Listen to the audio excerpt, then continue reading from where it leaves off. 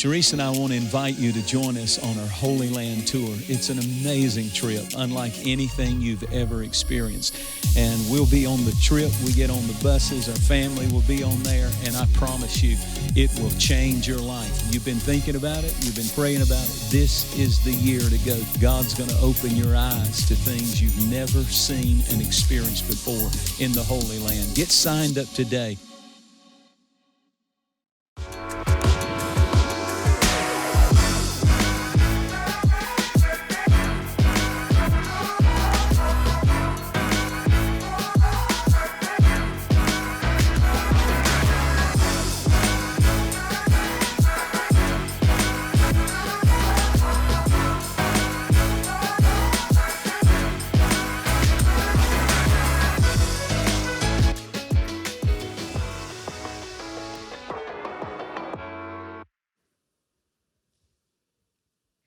Free Chapel app with videos, podcasts, and devotions updated every week. It's the best way to stay up to date with everything that's happening at Free Chapel.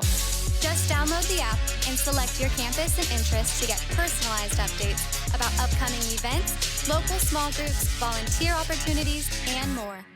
Get the latest update today on the Apple or Android App Store or visit freechapel.org/app.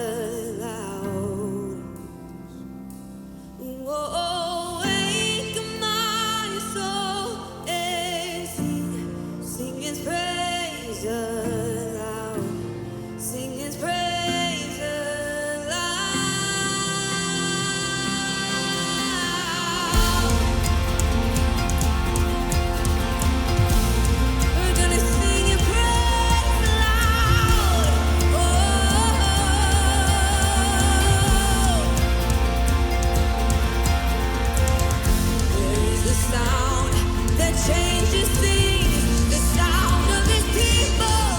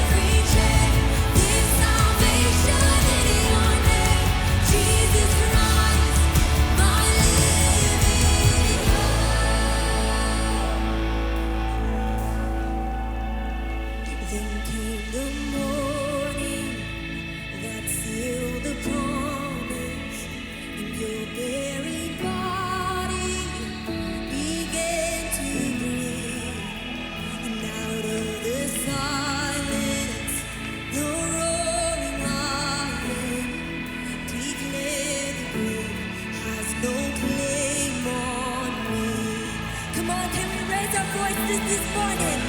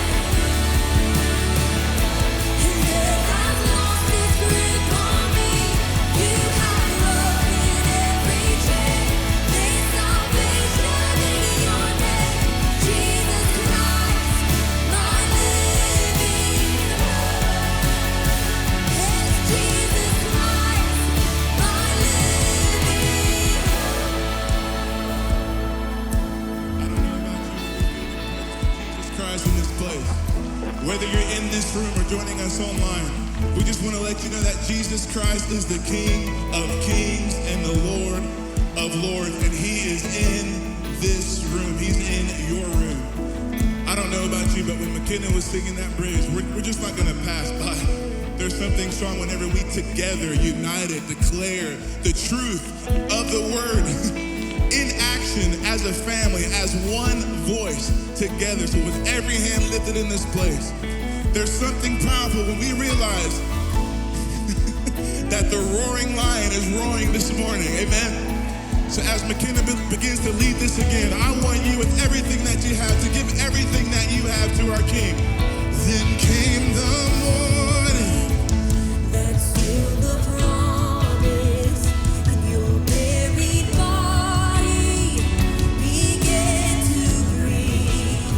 And out of the silence, the roaring lion declared the grave has no claim on me. Then came the morning, and then came the morning that sealed the promise, and your baby body began to break. And out of the silence, the roaring lion declared the grave has no claim on me. Oh, Jesus, yours is the victory.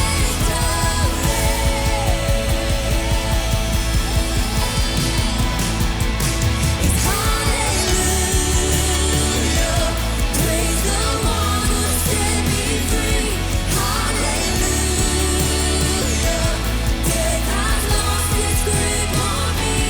You have broken every chain. There's salvation in your name, Jesus Christ, my living hope. And hallelujah, praise the one who set me free. Hallelujah, death has lost its grip on me. You have broken every chain. There's salvation in your name, Jesus Christ, my living hope. And Jesus Christ, my living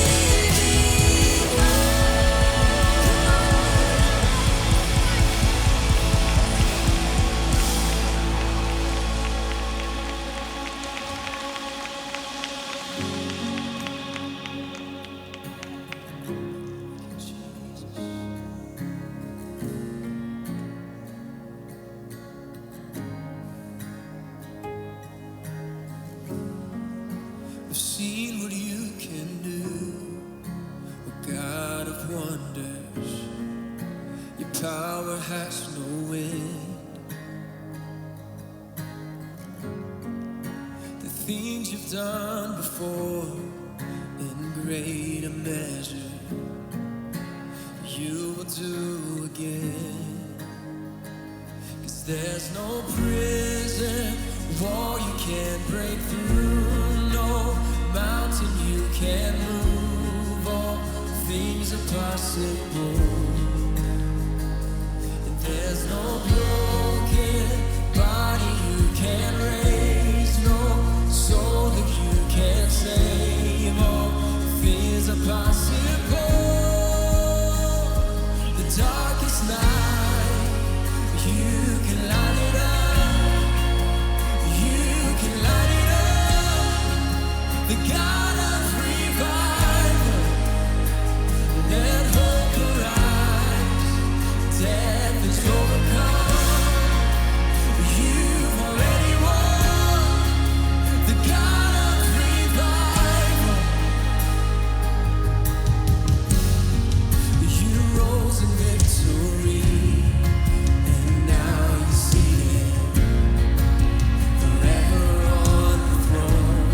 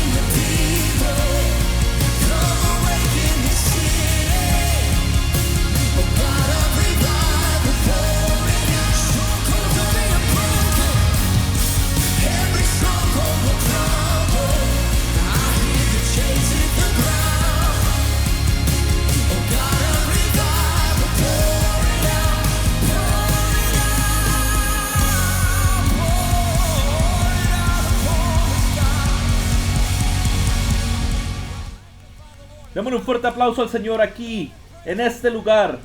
Alabado sea el nombre del Señor. Gracias al Señor en esta mañana. Amén. Estamos muy contentos de estar aquí en la casa del Señor, pero más aún estamos contentos porque Jesús está aquí con nosotros. Eso es lo que Él prometió y eso es lo que la Biblia dice, que cuando dos o más tienen distanciamiento social en mi nombre, bueno, algo así. Pero antes de sentarse, darle un saludo muy fuerte a alguien al lado tuyo desde la distancia. Y tuvimos una maravillosa alabanza en esta mañana. Cada domingo tenemos una alabanza maravillosa. Qué cosas maravillosas tenemos aquí en este lugar realmente. Yo veo iglesias alrededor del mundo que honestamente los pastores darían su brazo derecho por tener grupos de alabanza como este, personas que pudieran tocar los instrumentos como ellos. Mira lo que el Señor ha hecho aquí en Free Chapel. Estoy feliz de estar de vuelta aquí en Free Chapel. Ha sido un tiempo muy largo desde la última vez que estuve aquí. Y en el día de hoy yo quiero darles una introducción del mensaje que tengo para ustedes en este día. Yo quiero hablar en esta mañana del Dios de las cosas raras, por decirlo así. Pero es un sermón un poquito diferente porque yo soy una persona bien organizada para predicar. Yo soy de los que tengo una introducción, 1, 2, 3 puntos y la conclusión. Pero este sermón no va a ser así, de esa manera. Quiero advertirles que voy a empezar con 3 pasajes de la Escritura que tal vez no se conecten en tu mente, pero para el tiempo que terminemos haya conexión y lo entiendas. Y también quiero compartir con ustedes algunas cosas de historia. Pero yo quiero tratar con algunas cosas históricas que nos dan una referencia grande para este tiempo en el que estamos viviendo. Y si tienen sus Biblias, pueden ir al libro de Jueces, al último capítulo, al capítulo 21, el último versículo, versículo 25. En estos días no había rey en Israel. Cada uno hacía lo que bien le parecía. Ahora vamos a hacer una pausa por un momento. Eso no es un versículo para regocijarse o un versículo de felicidad en la Escritura. Esto suena para nosotros los americanos como un hombre, un voto, no te metas conmigo, esa clase de cosas como la independencia, pero no es lo que quiere decir el versículo. El versículo quiere decir que al final de la temporada del libro de los jueces, no había un fundamento que prevaleciera de lo que era la nacionalidad en ese tiempo. Todo el mundo y cada uno vivían de acuerdo a lo que su corazón les dictaba. Eso es lo que quiere decir. Ahora, le damos la vuelta a la página literalmente y vamos al libro de Ruth, el primer versículo del capítulo 1. El libro de Ruth pasó al mismo tiempo que el libro de los jueces, no después. Aconteció en los días que gobernaban los jueces que hubo hambre en la tierra, y un varón de Belén de Judá fue a morar en los campos de Moab. Ese es Belén, donde Jesús nació, donde David nació, y fue a morar en los campos de Moab, él y su mujer y 2 hijos suyos. El nombre de aquel varón era Elimelech, y el de su mujer Noemí, y los nombres de sus hijos eran Malón y Kelión, efrateos de Belén de Judá. Llegaron pues a los campos de Moab y se quedaron allí. Y murió Elimelech, marido de Noemí, y quedó ella con sus 2 hijos, los cuales tomaron para sí mujeres moabitas. El nombre de una de ellas era Orfa. Cruzamos el río Éufrates hacia el otro lado. Los moabitas eran un país de gentiles. Y tomaron esposas. El nombre de una era Orfa y el nombre de la otra era Ruth. Y habitaron allí unos 10 años. Y murieron también los dos hijos, Malón y Kelión, quedando así la mujer desamparada de sus 2 hijos y de su marido. Ahora ella es una viuda en un país extranjero, con no esposo, con no hijos y 2 nueras gentiles. Ahora si volteamos las páginas, algunas páginas más adelante, al primer libro de Samuel, capítulo 1, hubo un varón de Remataim, de Sofim, del monte de Efraín, que se llamaba Elcana, hijo de Jeroam, hijo de Eliú, hijo de Tohu, hijo de Suf, Efrateo, de Efrata, del área de Belén. Y tenía él dos mujeres, el nombre de una era Ana y el nombre de la otra era Penina. Y Penina tenía hijos, mas Ana no los tenía. Pongan la mano sobre su Biblia en esta mañana. Vamos a orar. Padre, oramos para que en los siguientes momentos que tu Espíritu hable a nuestros corazones, que quites cualquier barrera de comunicación lingüística, cultural, generacional, y ven a nuestras almas. Háblanos mientras oramos para que podamos salir de este lugar en este día bendecidos y diciendo, realmente el Señor ha hablado a nuestros corazones. En el nombre poderoso de Jesús, el Hijo fuerte de Dios. Amén. Había un guardabosques en el estado de Virginia. Su nombre era Roy Sullivan. Él fue golpeado por un rayo 7 veces. Y se dice que eso es increíblemente extraño, que una misma persona sea golpeada por un rayo por 7 veces. Eso generalmente a mí no me hace querer ir a visitar este parque. Y yo no sé si esto tenga algún sentido de relación, pero más adelante este hombre en 1963 se quitó la vida él mismo. Hubo una mujer también que se llamaba Anne Hayes. En noviembre de 1954 ella estaba acostada sobre su sofá tomando una siesta cuando una roca atravesó el techo de su casa y la golpeó en la cadera. Ellos se llevaron la roca a la Universidad de Alabama y la analizaron y se dieron cuenta de que era un meteorito. Ellos dijeron que las posibilidades de que un ser humano sea golpeado por un meteorito no es una vez por cada 9,000 personas. Es una en cada 9,000 años. Qué extraño es eso, ¿verdad? Sin embargo, si ustedes me hubieran dicho que iba a haber una mujer acostada en un sofá y que un meteorito iba a atravesar el techo de su casa y la iba a golpear, yo hubiera adivinado que sucedería en Alabama. Había una mujer con su esposo en Belmont, California, y ellos ganaron 2 loterías totalmente diferentes el mismo día. Ellos ganaron el Fantasía 4 por $176,000 y ganaron el Loto por $17 millones. Aquellos que estudian estas cosas raras como estas nos dicen que la posibilidad de este evento es una en 24 trillones de posibilidades. Sin embargo, estas son cosas extrañas, episodios extraños que pasan en la vida. Hoy estoy hablando de algo totalmente diferente, porque mientras yo leo la Biblia, se convierte en algo más claro para mí que Dios es el Dios de lo imposible, de las cosas extrañas. A Él le gusta y ama moverse en tiempos extraños y difíciles, en temporadas donde nadie hubiera dado un centavo. Dios parece que Él es interesado por esas circunstancias. Dios le gusta escoger instrumentos extraños para trabajar con ellos a través de la escritura, de la historia. Instrumentos muy extraños, y los utiliza en esos tiempos difíciles para traer resultados diferentes. Parece como si pudiéramos recibir un mensaje muy crítico en estos tiempos que estamos viviendo. Y vamos a enfrentarlo, vamos a ser honestos. Este ha sido un año muy difícil realmente. Nunca he atravesado por algo como esto en mi vida. Y yo me he dado cuenta y he descubierto que el 2020 ha entrado dentro del diccionario urbano como un sinónimo de algo loco o peligroso. Yo no sabía esto. El otro día yo me encontré a un jovencito un par de meses atrás y yo no lo había visto en mucho tiempo, pero la última vez que lo había visto, él tenía una novia muy hermosa. Y cuando lo volví a ver hace 2 meses, le pregunté, oye, ¿cómo está tu novia? Y él me dijo, oh, doctor Rutland, yo tuve que romper con ella porque ella se convirtió en 2020. Y yo ni siquiera sabía qué significaba eso.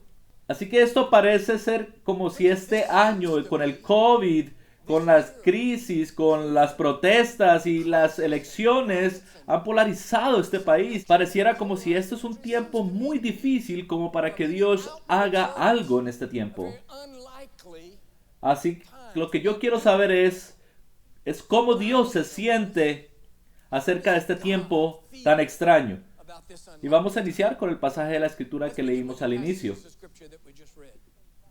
Jueces, capítulo 21, versículo 25.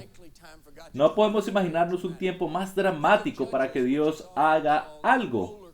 El libro de Jueces, que también se le llama la montaña rusa de los campeones, Sansón, Débora, Barak, Gedeón, todos ellos, pero realmente no es una montaña rusa, porque una montaña rusa sube y baja, pero esto aquí en el libro de Jueces nos damos cuenta que es una caída gradual hacia el abismo, interrumpido de vez en cuando por uno de los campeones que Dios puso a través del libro de los Jueces. Pero para el final de este libro es muy doloroso incluso leerlo. Las dos últimas historias en este libro son muy difíciles, que ni siquiera tú quieras leerla y ni siquiera tú quieras predicar de ellas los domingos en la mañana. Son historias feas. Eso es un tiempo muy extraño y muy difícil para que Dios hiciera algo, ¿verdad? El libro de Ruth pasa y sucede al mismo tiempo que el libro de Jueces.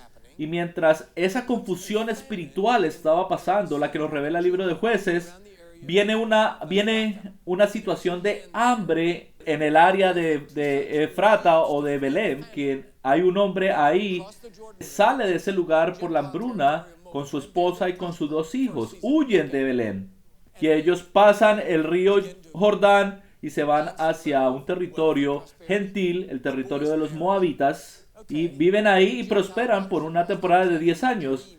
Los hijos se casan. Bueno, 2 hijas gentiles. No es algo que los israelitas desearan, pero estaban siendo felices. Después el esposo muere. Después el primer hijo muere y el segundo hijo muere. El hambre por la cual ellos dejaron a Belén e Israel los persiguió hasta Moab.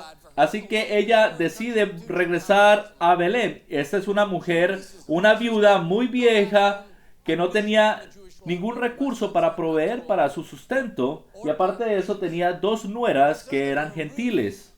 Y ella las deja ir. Ella les dice, regresen a sus casas, regresen a sus padres. Yo las desobligo del protocolo israelí. Así que Orfa se va de regreso a la casa de su padre. Pero Ruth dice, yo me voy a quedar contigo. Y ahí es cuando ella dice esa frase famosa que donde tú vayas yo iré, que tu ley será mi ley, que tu gente será mi gente, que tu Dios será mi Dios. Así que Ruth se va con su suegra Noemí de vuelta a Belén. Y las personas reconocen nuevamente a Noemí y ellos responden básicamente saludándola. Oh, Noemí, ¿esa eres tú? Oh, por supuesto que ellos saben que ella es Noemí. Y la respuesta que ella les da es una respuesta dándole la vuelta al significado de su nombre en hebreo. Noemí en hebreo significa completo, lleno de bendiciones. Y ella les dice, ustedes me llaman a mí Noemí, pero yo era completa y estaba llena cuando yo salí de este lugar. Pero en realidad no lo estaba porque ella estaba corriendo y huyendo del hambre en ese tiempo. Y ella decía, yo estaba completa y llena cuando yo salí de este lugar. Y después ella culpa a Dios por lo que le estaba sucediendo, porque el Señor Todopoderoso me ha afligido. Ahora ella dice, llámenme Mara. Y Mara en el hebreo quiere decir amargo, amargura. Así que ella dice, cuando yo salí de este lugar yo estaba completa, pero ahora que regreso, soy una mujer amargada, enojada y estoy enojada con Dios. Esto se ve como algo muy extraño realmente para que pasara. Pero ¿qué es peor que esto? Ella tiene esta nuera, una mujer gentil, que la persigue y la sigue a todos lados donde ella va. Así que ella envía a su nuera, Noemí envía a Ruth a los campos para que, a los surcos básicamente, para que recogiera lo que quedaba de las cosechas. Ahora, los que no conocen un poco de la cultura judía, ellos por ley obligaban a los dueños de las tierras y a aquellos que cultivaban a que cosecharan. Básicamente ellos tenían que hacer un círculo y dejar las esquinas intactas. Las personas pobres hacían fila alrededor de las tierras para ellos poder entrar a las tierras y a los campos y a recoger lo que quedaba básicamente. Y eso era lo que Ruth iba a hacer. Así que Noemí envía a su nuera Ruth afuera a recoger lo que quedaba de la cosecha, y cuando ella regresa y Noemí le preguntó, ¿tú recogiste todo eso de lo que había quedado en los campos? Y ella le responde, bueno, no exactamente. Ella le dijo, mientras yo estaba recogiendo las sobras de la cosecha, vino un hombre en un caballo y me hizo algunas preguntas.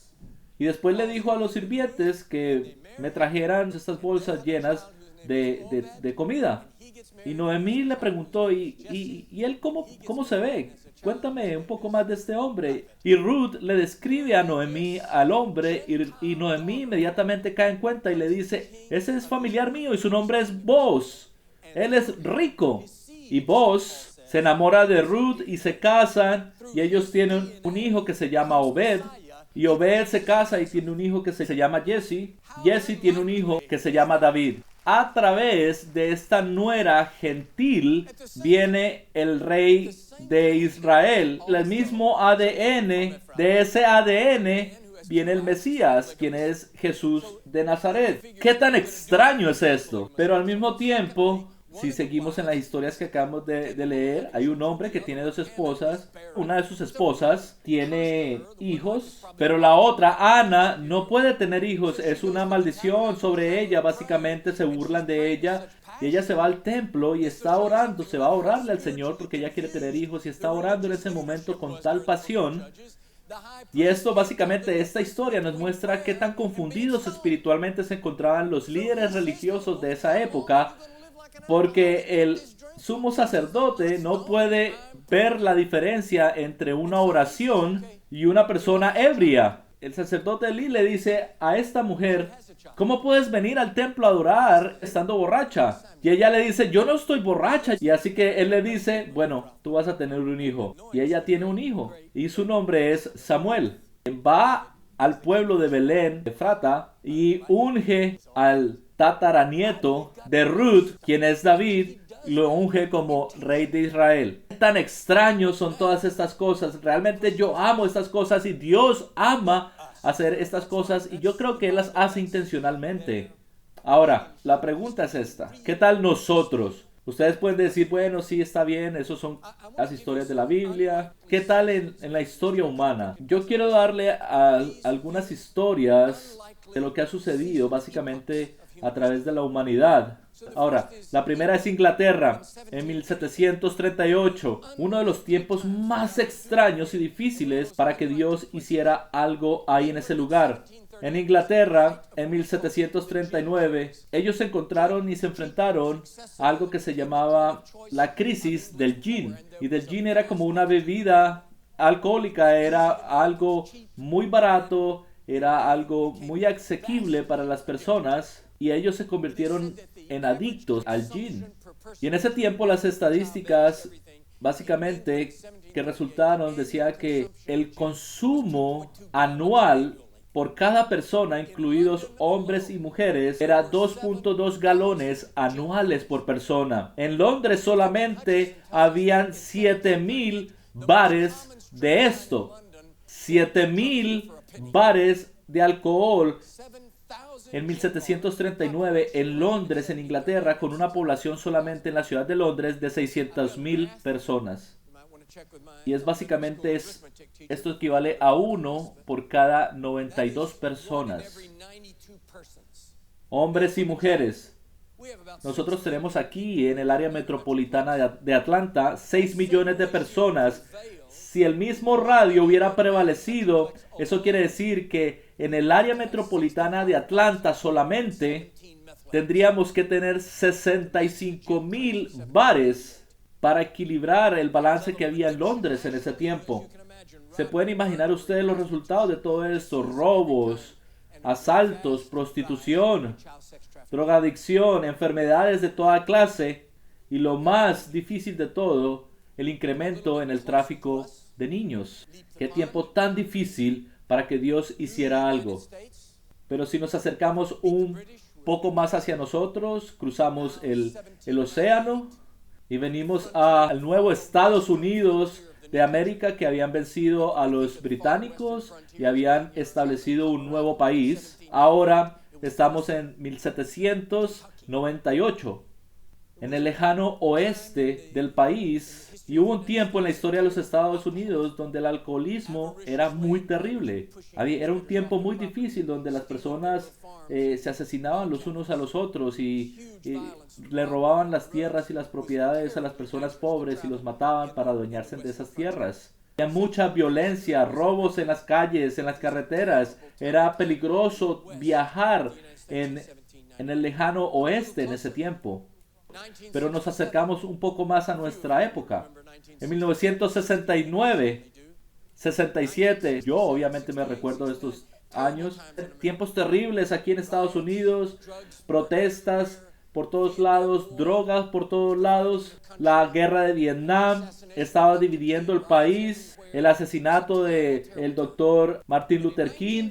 Era un tiempo muy, pero muy difícil, pero en 1967 brotó esta idea romántica de que si todos íbamos hacia la ciudad de San Francisco para vivir ahí el verano del amor en 1967, le decían a uno, asegúrese de llevar un ramo de flores en sus manos, porque cuando tú llegues allá vas a encontrar personas amorosas. Pero nosotros no encontramos personas amorosas ahí en ese lugar, en ese tiempo. Y lo que nos encontramos en ese lugar básicamente fue un asesino muy común. Y hombres abusadores que tomaban a estas jovencitas y las obligaban a prostituirse en las calles de San Francisco. Y en ese momento inventamos una enfermedad nueva. La prostitución, la rebeldía, la adicción a las drogas fue el resultado del verano del amor. ¿Qué instrumentos extraños Dios escogería en ese tiempo? Algunas veces yo tengo como se me viene a la mente como una idea básicamente de cómo Dios haría para escoger a sus instrumentos aquí en la tierra. Algunas veces yo me imagino Dios yendo hacia el borde del cielo, básicamente, yendo caminando hacia el borde del cielo y mirar hacia abajo, hacia la tierra, y los ángeles estando parados detrás de Dios. Y Dios diciendo, oh, ahí está el hombre que yo quiero, ese es el hombre que yo voy a escoger. Y los ángeles atrás decían, sí. Porque algunas veces las decisiones de Dios son muy extrañas que nosotros no podemos entender. No son razonables para nosotros, así que volvamos nuevamente a Inglaterra, a 1938. Y Dios dijo en ese tiempo, yo necesito a alguien muy poderoso, muy ungido, a alguien que pueda romper con esta adicción. ¿A quién debería escoger yo? Y en ese tiempo, 3 hombres jóvenes, John y Charles Wesley y su amigo George Whitfield, formaron un grupo de oración a quienes ellos llamaron el Club Santo. Cuando estos 3 hombres se graduaron, John y Charles Wesley querían servir a Dios de una manera sacrificante. Ellos eran legalistas y ellos oraban a Dios, ¿cuál es el peor lugar para servirte, Señor? Queremos ser misioneros. Y luego ellos dijeron, oh, ya sabemos qué lugar es Georgia. Así que John y Charles Wesley vinieron a los Estados Unidos a ser misioneros a los indios nativos en Georgia. Ahora, Charles era muy educado y muy bueno para las palabras, que se convirtió en el secretario personal del general que había fundado a Georgia. Mientras tanto, envió a John Wesley, al otro hermano, a ser el pastor y el predicador de una iglesia de Inglaterra en Savannah, Georgia. Y él se enamora y le propone matrimonio. Y ella lo rechaza. Y John se enoja tanto que el siguiente domingo, cuando él está sirviendo la comunión en la iglesia, él no le sirve la comunión a esta muchacha, la deja a ella sin comunión. Pero en la iglesia de Inglaterra, solamente hay una razón por la cual tú le puedes negar la comunión a una persona. Si esa mujer ha demostrado y se le ha probado que es promiscua sexualmente. Así que cuando él, enfrente de toda la iglesia, pasa enfrente de ella y no le da la comunión, le está dejando saber a todo el mundo de que esta mujer es una mujer promiscua. Así que el padre de la muchacha inmediatamente demanda a John Wesley por lo que acaba de hacer, porque era una mentira, y envía a que lo capturen para que lo lleven a prisión por lo que ha hecho, y él huye y regresa donde estaba su hermano Charles y el general, y ellos lo ponen a él en un barco de vuelta hacia Inglaterra.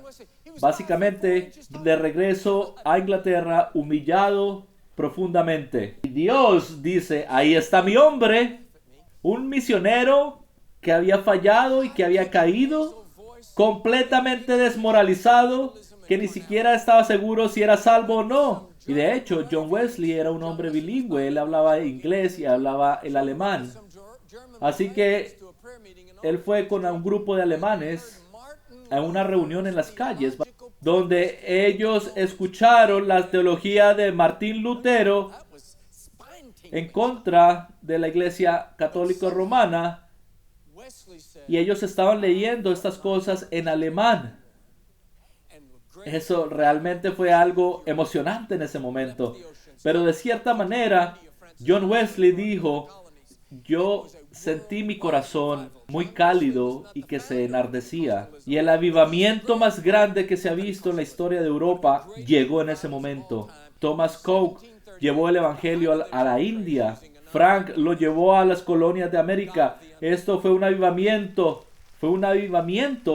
Todo el mundo. John Wesley básicamente es el abuelo de este movimiento realmente.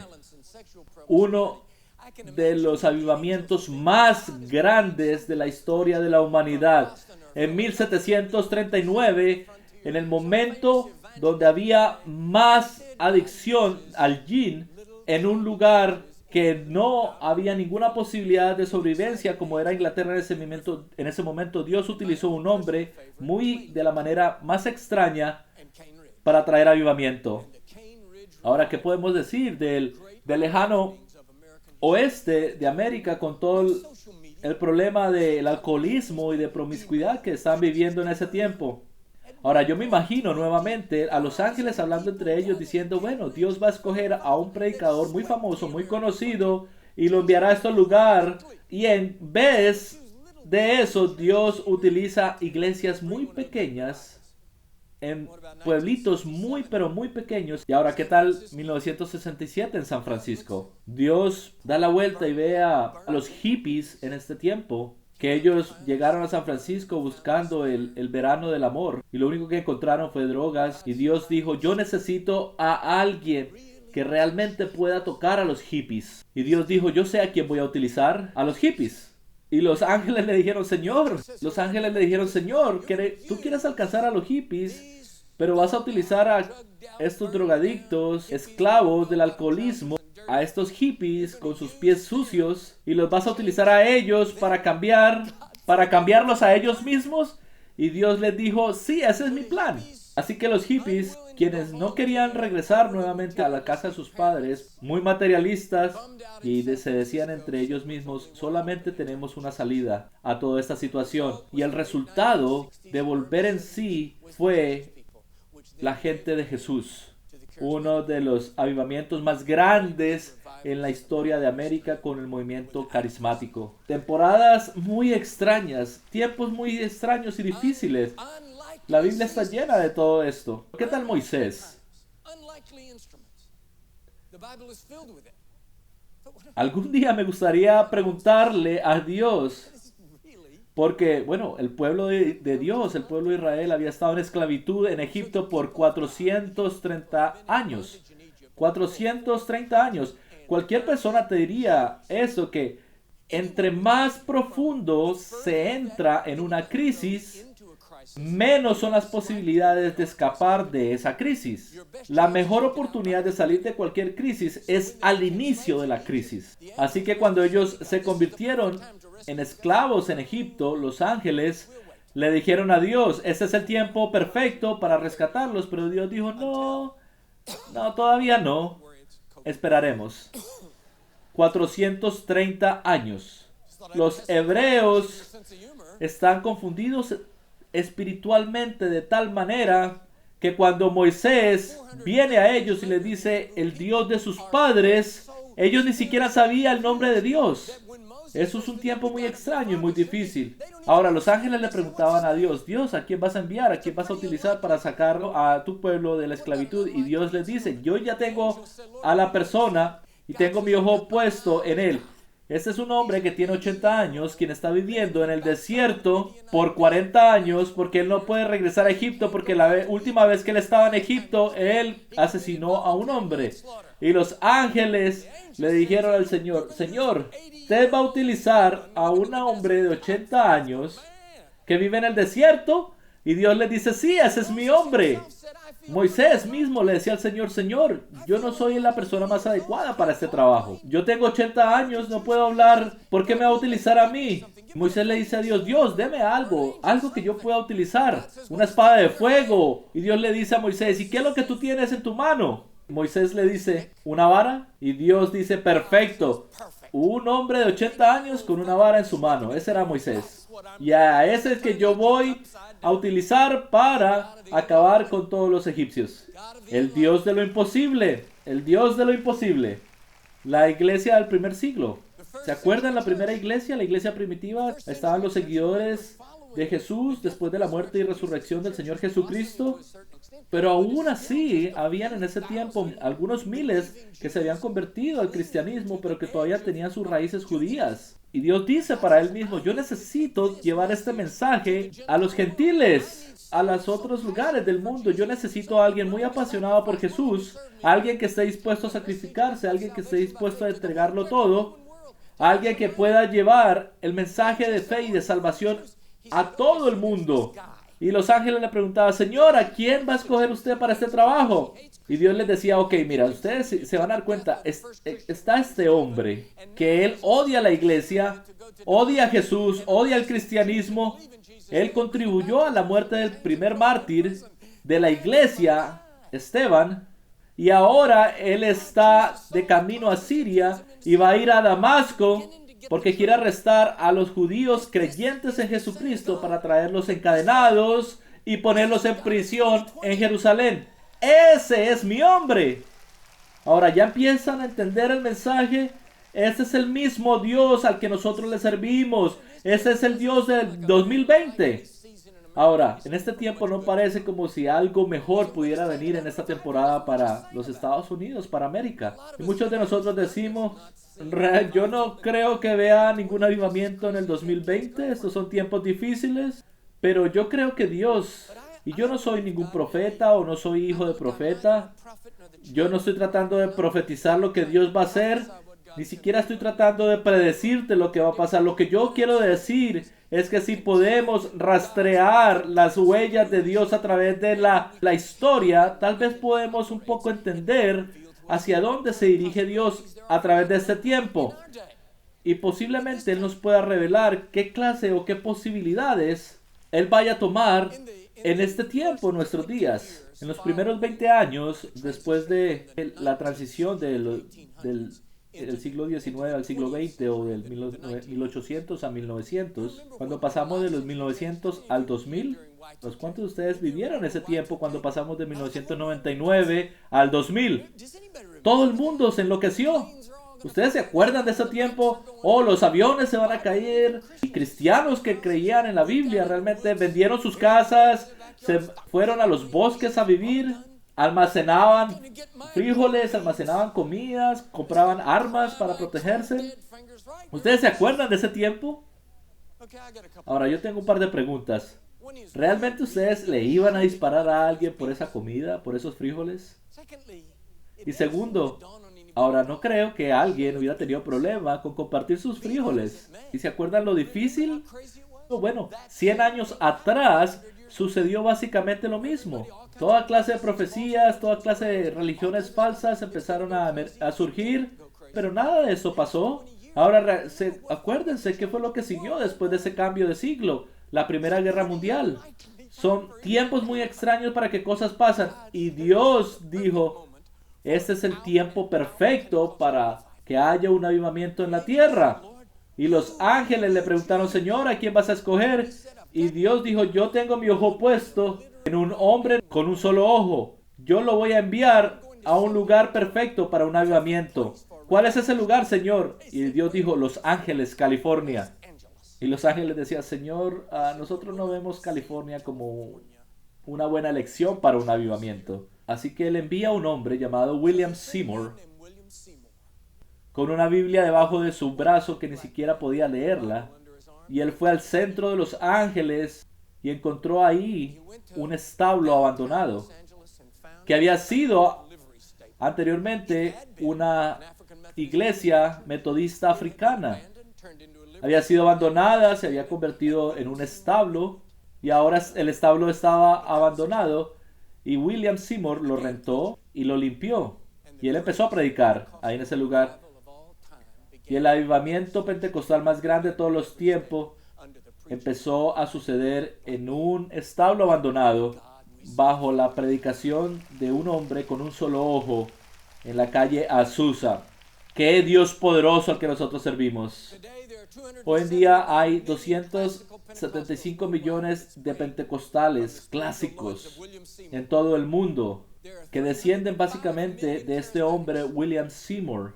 Hay 305 millones de carismáticos en todo el mundo como nosotros que descienden del movimiento de la gente de Jesús, de los hippies, que provienen de literalmente un hombre negro con un solo ojo y un montón de hippies con los pies descalzos. Dios es Dios poderoso y le servimos a este Dios. Ese es nuestro ADN. Ahora ustedes podrían decir, sí, entendemos todo eso, pero ¿qué tal los Estados Unidos en este tiempo, en esta locura que estamos viviendo? Yo les dije, bueno, yo no pretendo profetizar lo que Dios puede hacer, porque no soy profeta, pero tal vez puedo ver cómo Él puede estar pensando en este tiempo. Yo necesito a alguien muy gentil y muy amoroso y que se preocupe por las personas. Que todo el mundo pueda escuchar a esa persona. Y los ángeles le preguntarán al Señor, Señor, ¿dónde vas a encontrar a esa persona que pueda predicar de esa manera? Y Dios le puede decir a los ángeles, bueno, yo estoy buscando y he estado viendo una persona del Ku Klux Klan en el sur de Alabama. Hay un hombre allá afuera en un campamento del Ku Klux Klan que está disparando una AK-47 a la foto de Nelson Mandela. Y ese es el hombre al que yo estoy buscando y el que yo quiero. ¡Qué Dios poderoso! O los ángeles le pueden también preguntar al Señor, Señor, ¿a quién vas a llamar?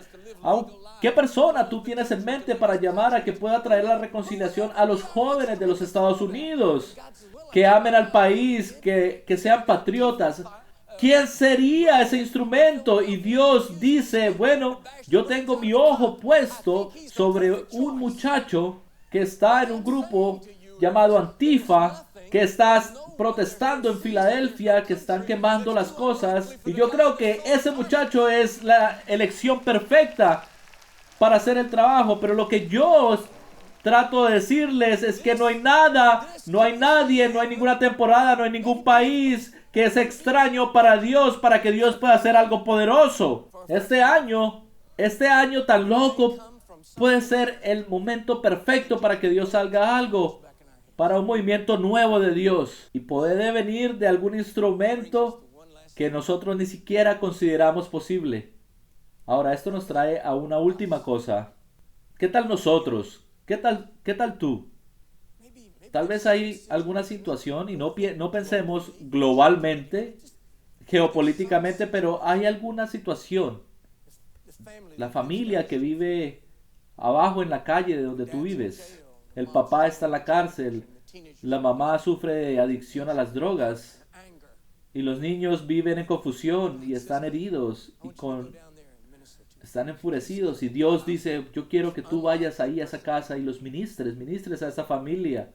Y tú le puedes decir al Señor, Señor, yo soy la persona menos adecuada para este trabajo. Lo que yo estoy tratando de decirte es que tu cuñado que ha estado borracho y que ha estado tomando por los últimos 40 años, y tú continúas pensando que Dios va a enviar a otra persona a que le predique a él, tú tal vez seas la persona que Dios va a escoger para hacer el trabajo. Tu cuñado borracho o ebrio tal vez sea la única persona que tú te vas a ganar para Dios, para Jesús. Pero cuando tú te lo ganes para Jesús y Él reciba el Espíritu Santo, Él puede ganarse a 100,000 personas. ¿Qué tan extraño puede ser eso? ¿Ven lo que yo estoy diciendo aquí? Lo que yo digo es, nadie es exento para hacer el trabajo de Dios. Nadie está más allá del alcance de Dios. El Dios de lo imposible ama alcanzar en las circunstancias y en los tiempos de dificultades. Y cuando tú piensas que nadie y nada va a pasar, Dios va a utilizar el instrumento menos adecuado para alcanzar a las personas, para que consiga las cosas y para que alcance las cosas que nunca nadie antes había podido alcanzar. Nuestro Dios es aún el Dios de lo imposible. Y quiero que me escuchen muy bien. Yo estoy empezando a escuchar voces de desesperación. Personas que literalmente están diciendo, no vemos esperanza, no vemos cambio, no vemos oportunidad, no vemos futuros. Lo único que vemos es confusión, es protesta, es cosas malas. Y escúchenme, yo les dije, yo no soy un profeta, no estoy haciendo ninguna predicción, pero lo que te estoy diciendo es que bajo la autoridad de todas las cosas que yo puedo entender de quién es Dios y su trabajo perfecto, esto es un momento ideal para que Dios se mueva y haga algo poderoso. Vamos a orar. Agacha tu cabeza si tú quieres. Padre, te doy gracias por estos hijos tuyos, Señor, que han venido en estos tiempos difíciles. Tal vez en un tiempo difícil incluso para ellos mismos de llegar aquí a la iglesia. Para buscarte, Señor. Háblale a sus corazones, Señor, profundamente, mientras ellos viven y salen de este lugar con una palabra de esperanza y de fe y de posibilidad, de gozo, Señor. Ven, Espíritu Santo, ven, Espíritu Santo. Ahora, con sus cabezas agachadas y tus ojos cerrados, yo quiero hacer dos oraciones con ustedes. Si ustedes dicen, Doctor Mark, puedes orar por mí, realmente estoy teniendo muchos problemas. Yo siento que la oscuridad se ha apoderado de mi vida. ¿Podrías orar por mí, por favor? De que yo pueda entrar nuevamente a la luz de las posibilidades de Dios. Si ese eres tú, levanta tu mano ahí donde te encuentres. Levanta tu mano, levántame tu mano, no te avergüences por eso. Simplemente Dios nos quiere a nosotros. Padre, tú ves nuestras manos y nuestros corazones, Señor. Anímanos, anímame a mí. Levanta nuestro espíritu, levanta nuestros ojos. Restaura nuestra fe. Que no importa qué tan oscura sea la noche. Nosotros sabemos que el gozo viene en la mañana y te creemos a ti, Señor. Ahora, esta es la segunda oración que quiero hacer. Escuchen esto muy cuidadosamente porque esto tiene un riesgo muy grande. Antes de que levantes tu mano. Ahora, no levantes tu mano si no lo quieres. Si tú dices, quiero que ores por mí, porque por más extraño y difícil que yo pueda ser, yo quiero que Dios me utilice de una manera inesperada. Yo me siento muy incapaz de servirle a Dios, pero si el Dios de lo imposible me puede utilizar a mí, quiero que me utilice. Si ese eres tú, levanta tu mano. Oh, wow. Mira, son muchas personas, muchas personas. Dios, yo te doy gracias porque veo a todas estas manos levantadas. Tú ves sus corazones, tú conoces su espíritu. Yo oro para que nos utilices de una manera muy extraña tal vez, como nunca antes, Señor. Estamos aquí, Señor, para que nos utilices, Señor, de una manera extraña tal vez, porque tú eres el Dios de lo imposible, Señor. Aquí estoy, envíame a mí en el nombre de Jesús. Amén. Bueno, denle gracias al Señor en este lugar. ¡Qué Dios poderoso servimos!